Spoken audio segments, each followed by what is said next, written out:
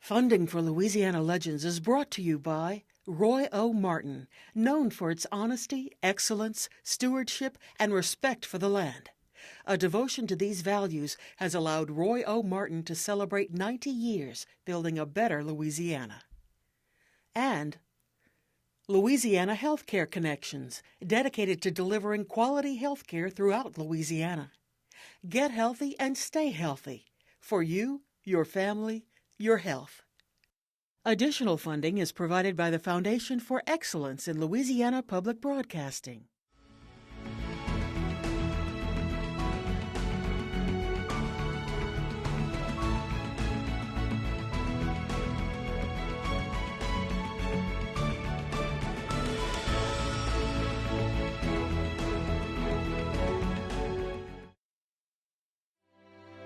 Dale Brown was born in Minot, North Dakota on Halloween of 1935.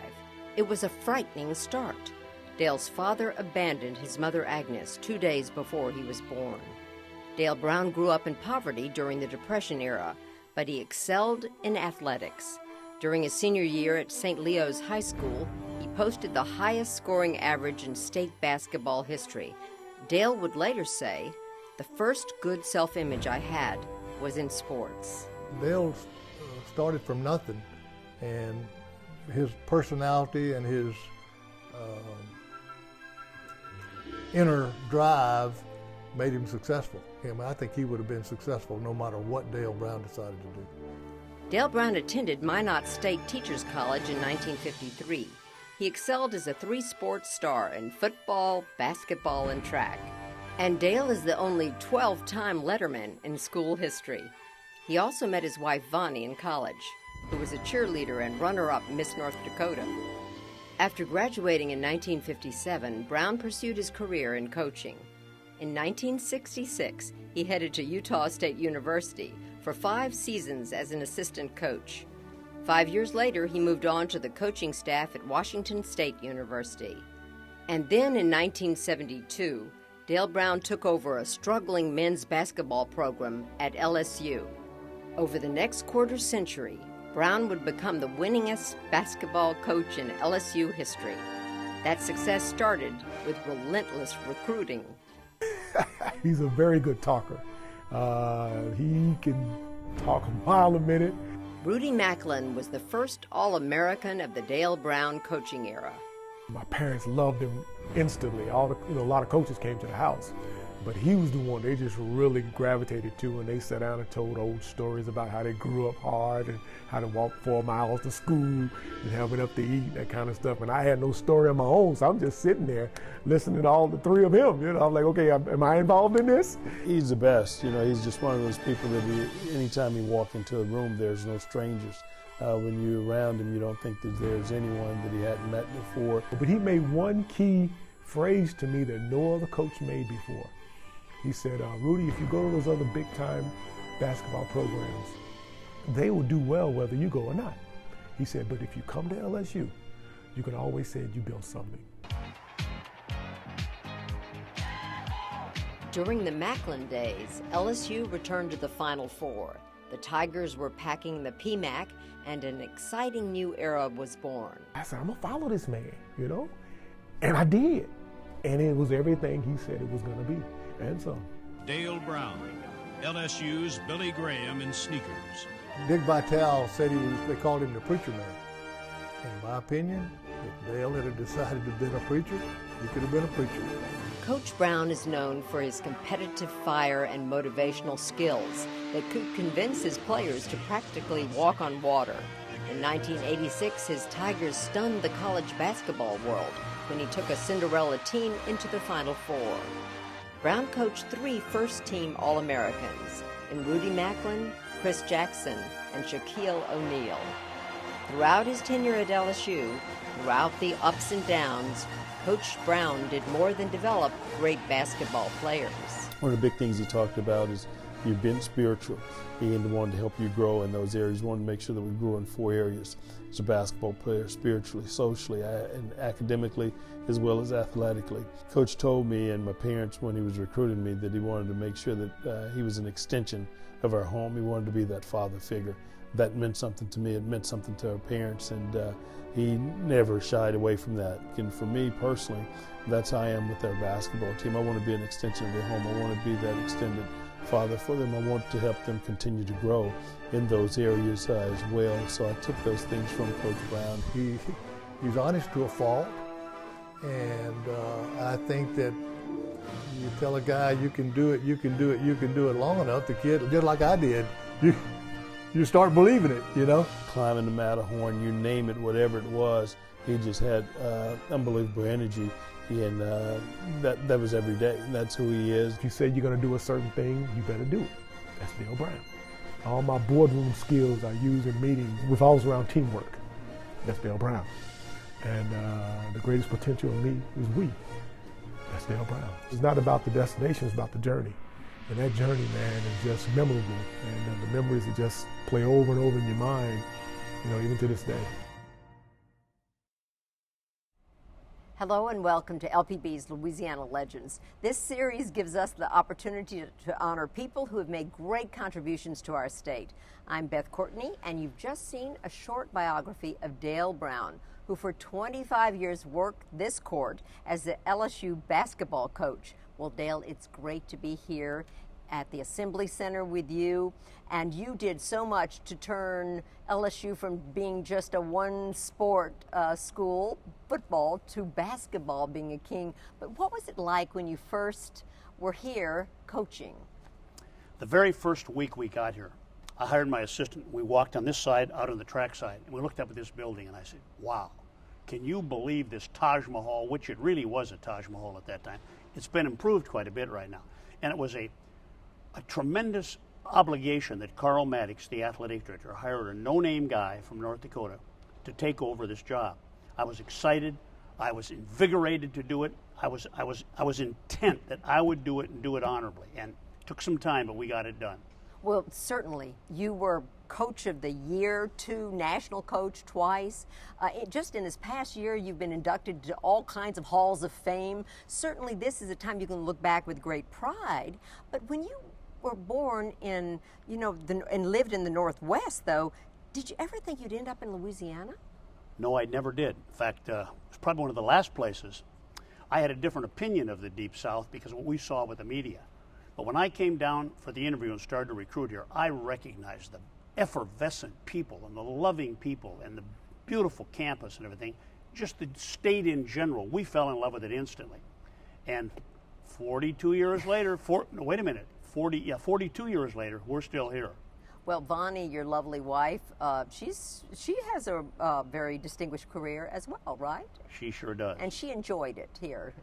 I think if taught, your wife likes it, you probably like it too. You're at home, that's right. That's right. She taught dance here for years at the university, and she's really world-renowned as far as the research she's done in the Balkans. There's a man in Budapest, a man in Prague, and my wife. And you took a class from her, I believe. I did indeed. Certainly, Dancing with the Stars? Huh? Whenever I tried a little bit doing that.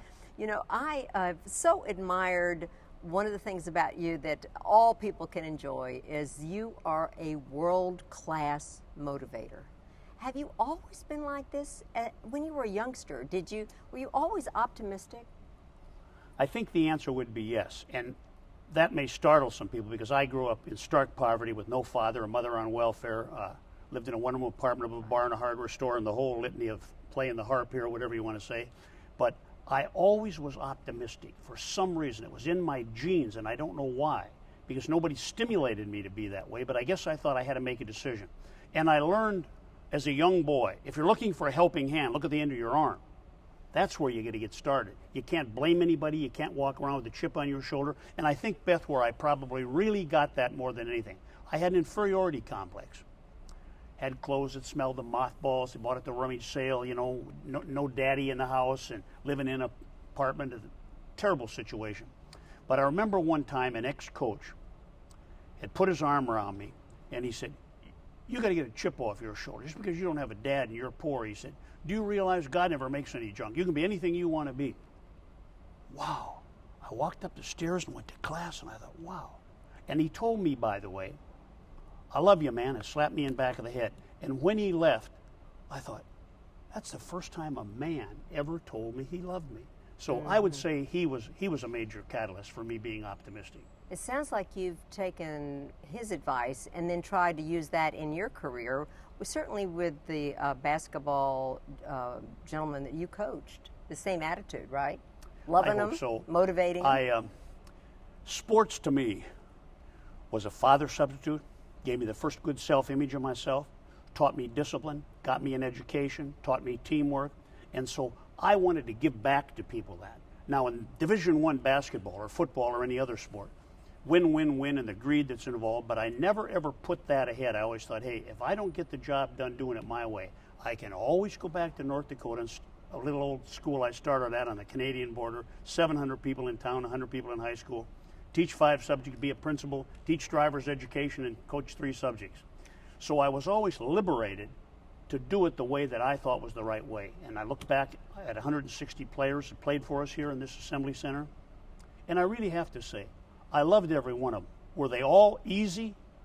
No, it's just like children. Yeah. My daughter has 3 children. Same father, same mama. All 3 are diametrically opposite. And also, I learned something else. When you know, I knew as a kid, when a coach would come up and put his arm around me, and not that he couldn't discipline me, but didn't have to grab me by the throat. The world grabs you by the throat enough. So the people that you love and are teaching you, your mentors, shouldn't have to do that. I learned that when you kids are unique. They don't, and they're like any children as a parent. They don't care how much you know until they know how much you care. And when they do that, it's unbelievable what they'll do. Well, certainly history says that you motivated people to exceed even their abilities, that was what you did. You were a terrific motivator. Is there any one player you look back on and you say, yes, I think maybe I helped him step up to that next level? I think probably, I have to smile, I think probably a player that's the most prominent in my mind.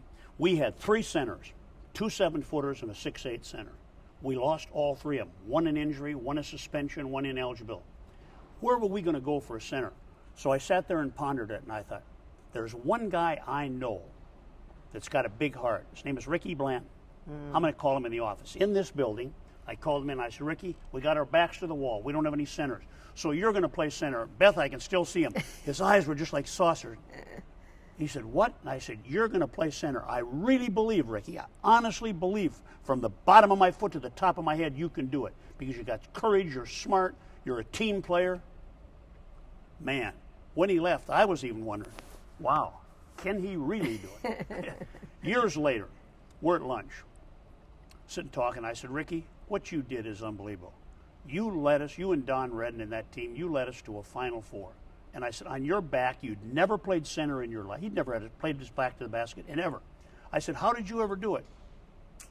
And he goes like this. And I said, what? He said, you were so confident I could do it. When I left there, I was scared as heck, and I thought, well, if he's that confident, I must be able to do it.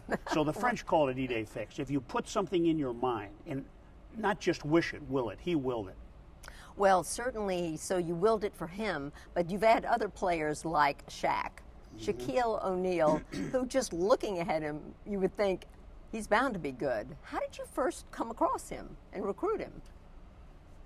There was during the communist period of time, we sent over 90,000 troops and massed them on the East German border to intimidate the communists. We're here to stay. You're not coming back into Germany.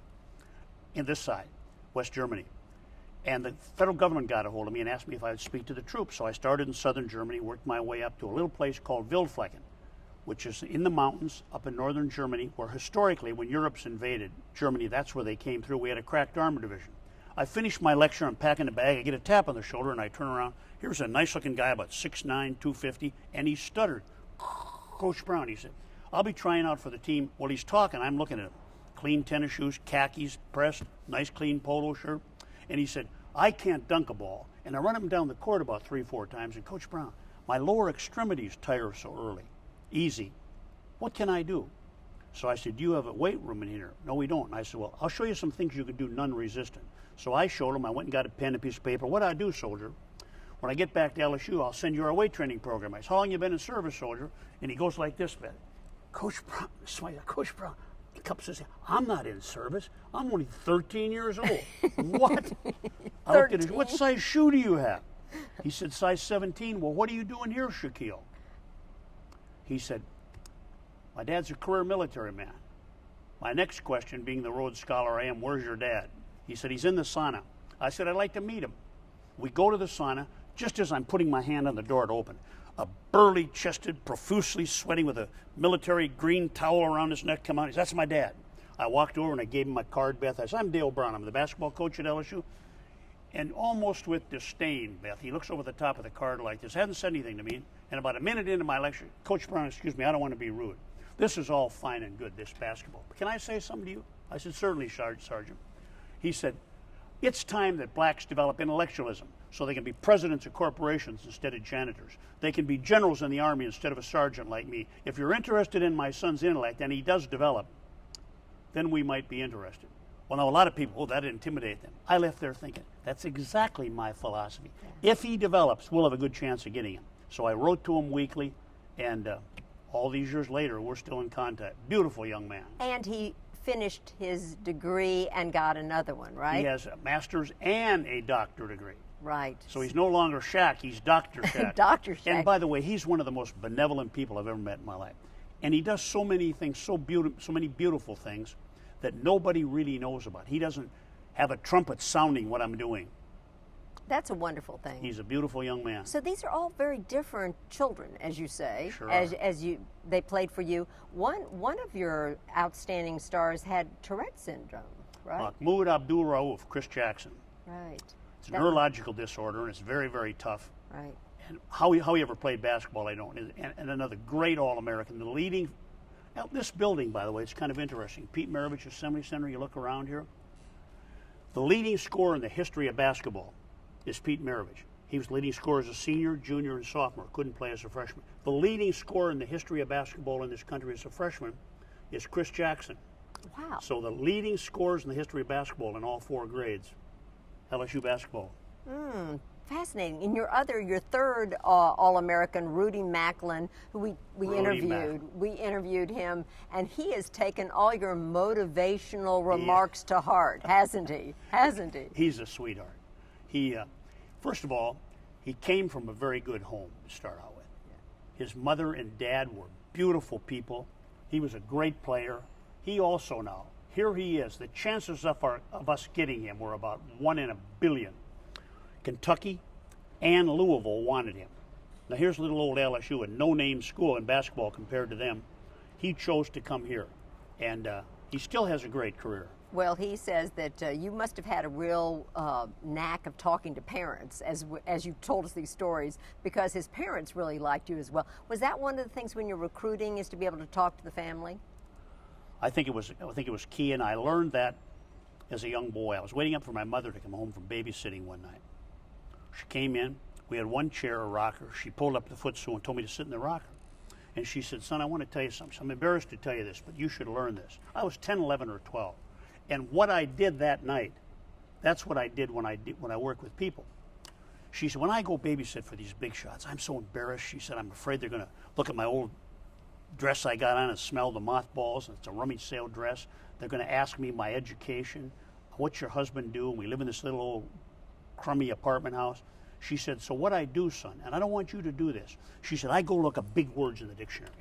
And then on the way, I learn these big words. And then on the way, to impress them that they don't ask me questions, I inject these words and try to keep conversation going. She said, Dale, that's making an image, and that's false. And son, if you do this, if you spend too much time polishing your image, you'll eventually tarnish your character, and you'll be an unhappy man. Now, if she'd have had 9th grade education, she'd have said, keep your mouth shut sometimes. But she only had 8th grade. And so when I went to visit with people, I remember the first time I went to recruit. First time, I didn't know how to recruit. I got out of this rent-a-car. Now, what do you say? I know what most people say. Beautiful arena, good-looking girls. We got great jobs for you. You can play in the NBA. You'll start. I thought, I don't want to do that. What am I going to do?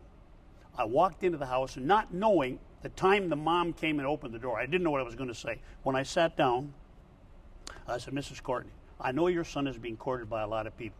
I'm not trying to be a phony charlatan or a used car salesman or a snake oil salesman, but I want to give you a vow. I'm here first to recruit a human being first and a basketball player second. Obviously, because he's a basketball player, I'm here giving him a scholarship. And so I think the fact that I never went back on that. I never used anybody. Did I make mistakes? Was I as successful as I could have been? The answer is obviously no. In fact, when I retired, I sat down and pondered what I was going to do with my life. Was I going to run for U.S. Senate? Was I going to go to law school? Was I going to be a motivational speaker? What would I want to do? Do I want to travel around the world more? And the thing that hit me as I look back at my long career as a coach were my limitations, my mistakes, and my distance from the ideal. So that should stimulate people. Even though you think you're doing your best, there's still more in us. Is there anything, looking back, if you've taken a different path, what's another career you could have had? People call you, a preacher man, too. Yeah. Is that? I don't like that title for several reasons. St. Francis of Assisi in the 13th century made a pretty profound statement. He said we should preach the gospel every day, and if necessary, use words. So I hope it wasn't just this. I hope it was how I was trying to live my life, as imperfect as it was. And preacher man, what does that mean? Am I a phony charlatan? Am I an evangelist? Or maybe it means you're a passionate sermon giver. The one I didn't mind is Billy Packer and Brent Musburger on a national television game one time called me Billy Graham in sneakers. That's right. So That's I was humbled that by one would that. be okay. I was humbled by that. But we still haven't said, what do you think another career you might have taken, another career path? What would that be? When I went to college, no one in my family had ever been to college. I went to college for one major reason: play sports. I had no idea what I wanted to be. In fact, and school came easy to me. I never really took a book home. I'm now becoming I've been a voracious reader since I took a class in college from a history teacher that stimulated me. But while I was in college, I really didn't know what I wanted to be. And then when I finally had to make a decision, I thought what I really did want to be. I wanted to be head of the FBI. Well, that's I wanted to be a head of the FBI. I wanted to take J. Edgar Hoover and run the thing. So in my senior year, my exit thing, I went to the counselor, and she said, "What do you want to do?" And I said, "Well, She goes like this to me. She said, "Do you realize you're at a teacher's college, Dale Brown?" She said, "You got to have a law degree or an accounting degree to go be an FBI agent." Okay, I'll be a teacher and coach. Oh, that's so when I went out, I fell in love with it immediately. Yeah. Well, you've had a lot of mountains to climb, including you've tried to climb the Matterhorn. Is it the Matterhorn that's right, as well? The Matterhorn. What's the next mountain for you out there that you want, either symbolically or literally? I think before I die, I would like to say one night before I go to bed, hey, I lived a perfect day. I've tried so many times. I've said to myself, night in and out, I want to be a better father. I want to be a better husband. I want to be a better grandfather. I want to be a better human being. And so we all have imperfections. I'd like to just one time say, hey, I finally got it right, even if it was one day. Well, we in Louisiana are happy that you've chosen to stay here in Louisiana, because sometimes our successful people move away. Mm-hmm. They go someplace else. Now, you travel a great deal. I know you've been to 98 countries, right. but you've chosen to have Louisiana as your home. Why is that? We it's real easy to say we love something. We really love Louisiana. We love it for all the combination of reasons: the culture, the history, the food, blah blah. We love the people of Louisiana. I've been in 90 countries and 50 states. There's something about this state. There's a good feeling. There's a warmth. There's a sincerity with the people. And so I think the people made us stay here more than anything. Well, I interviewed Paul Dietzel, who chose that as well, who was a Louisiana legend. What a wonderful man. One of the things I was surprised about in our interview with him was how little he was paid as a coach of the winning, football team at that time. Has the game and the recompense changed dramatically through the years for basketball? Gotten out of control. Gotten totally out of control. No disrespect to what coaches are making, but when the greatest coach in the history of the world, John Wooden, who won 10 national championships at UCLA, his last year at UCLA, now you're going to say, hold on, Dale, are you sure you got this stat right? His salary was $32,500. Now, we have university professors here that are brilliant, the university wouldn't be here for them. How can they get such distortion in salaries? Now, when I was here, I didn't have to worry about distortion. There wasn't any distortion. In fact, when I took the job, I went to Mr. Maddox's office, and he said, I was just thinking, you accepted this job. You didn't ask the terms, and you didn't ask the salary. I said, Mr. Maddox, I don't really care. And he says, well, your salary's $20,000. Wow. I would have taken $10,000. So it wasn't about the money. Not that I ever wanted to be poor again and live in a trailer or a one-room apartment. And we're just so grateful. We love Louisiana, and Louisiana has embraced us. Coming down here, I could have been, here's another carpetbagger coming into the South. What's this guy going to pull? But beautiful people. Well, you have written books, you give talks and everything. Are you writing something right now? Now, I know you write and have embraced social media. You do lots of emails. Yeah. You communicate with people I'm around not wearing the world. You out, am I? Do you like it? Do you enjoy that communication? I do. It's a way, and if you'll notice the things I've sent you, I don't want to send any jokes. I just want to send things that I think will lift people and change things. Like one of my favorite that I sent, and I was hoping you would read this one. We need statesmen, not politicians anymore. We've got too many doggone politicians. We need statesmen. And public servants. That's right. And you certainly have served Louisiana well, and it's such a pleasure to talk about serving Louisiana well. This is your show, but can I say something? You really what you people have done at LPB, and I know you're the catalyst for a lot of this. First of all, that Legends thing was one of the most organized, beautiful events. But you should be complimented. Just because you're not an athlete, I'm the one that should be interviewing you. Let's have a show on that. Well, that's my suggestion. Well, thank you so much. And much. you have a perpetual smile all the time, and you still got energy. Well, thank you very much. Coach, we appreciate you spending time with us, and I love talking to you. You always have such interesting ideas, and we can learn something from you. As you've seen, Dale Brown continues to make an impact on our state and is certainly a Louisiana legend. On behalf of Louisiana Public Broadcasting, I'm Beth Courtney. Thank you for joining us. Good evening.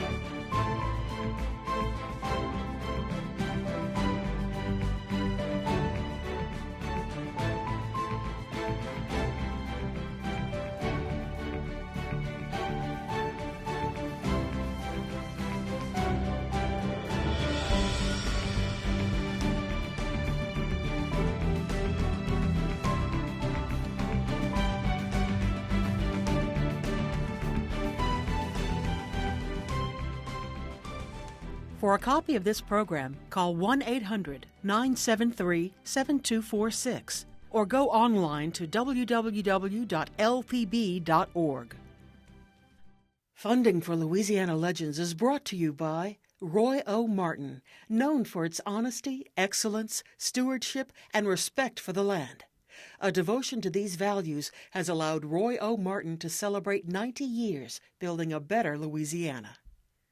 And Louisiana Healthcare Connections, dedicated to delivering quality health care throughout Louisiana. Get healthy and stay healthy. For you, your family, your health. Additional funding is provided by the Foundation for Excellence in Louisiana Public Broadcasting.